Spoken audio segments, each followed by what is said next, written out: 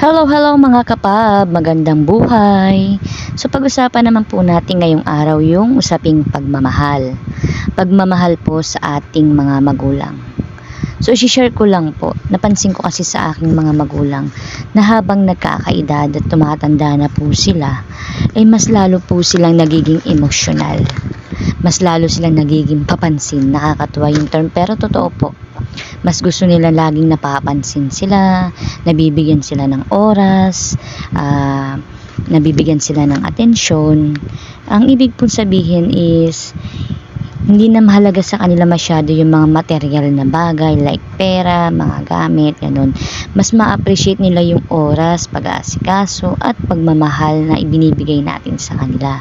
So yun po yung napansin ko sa aking mga magulang na habang nagkakaedad sila, mas gusto nila yung meron tayong oras para sa kanila, na paglulutuan natin sila kahit na masyado tayong busy sa ating mga pamilya.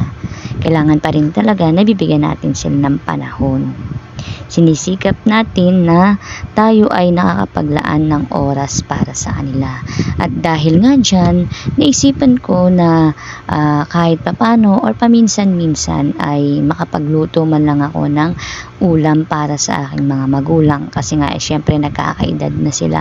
So hindi na sila masyadong nakakapagluto, medyo tinatamad na rin silang kumilos-kilos. Ayun, so naisipan ko na lutuan nga sila ng ulam kapag ako ay may oras. So sa mga oras na ito, naisipan ko silang lutuan ng kinamatisang bangus. So ayan po, nagigisa na po ko dyan ng bawang at sibuyas at nilagyan ko na po siya ngayon ng kamatis. At ginisa-gisa ko po yan, hinalo-halo ko po ang kamatis sa kawali, kasama na po yan ng bawang at sibuyas. So ito nga pong aking ginagawa sa tuwing ako ay may bakanting oras. Nag-iisip ako ng menu o recipe na pwede kong ihain sa kanila na talaga namang mag-e-enjoy sila habang kinakain nila to. So ayan, nilagyan ko na rin siya ng sabaw at yung tangkay ng kangkong nilagay ko na rin po dito sa ginigisa kong sibuyas, bawang at kamatis. So ayan, kumukulo-kulo na, ilalagay ko na po ngayon dito yung bangus na pinirito ko na. Pinirito ko na siya kaagad para kapag nilagyan ko na ng ginisang kamatis sa bawang at sibuyas ay nilagay ko na dito yung bangus, ay magiging masarap siya at sigurado naman mag-e-enjoy talaga naman sila. Kaya kung nagustuhan nyo po ang aking video, please lang po react, comment and share na rin po. So ganun lang po ang gagawin natin sa ating mga magulang na sa panahon ngayon ay talaga namang nagkakaedad na. Kahit gaano po tayo ka-busy, magbigay pa rin tayo sa kanila ng oras na mararamdaman nila na mahal natin sila. Dahil sa panahon ngayon na sila naman yung nangangailangan ng atensyon natin, di ba po? Hindi naman siguro lingid sa ating kaalaman na nung tayo ay mga bata pa, talaga namang hands-on sila sa atin sa pag-aalaga.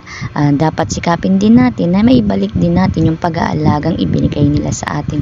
Hindi man natin maibigay yun ng buong buo, kahit papano ay nakapaglalaan tayo ng panahon at oras sa kanila. May intindihan na nila yon dahil nga tayo ay may kanya-kanya ng pamilya.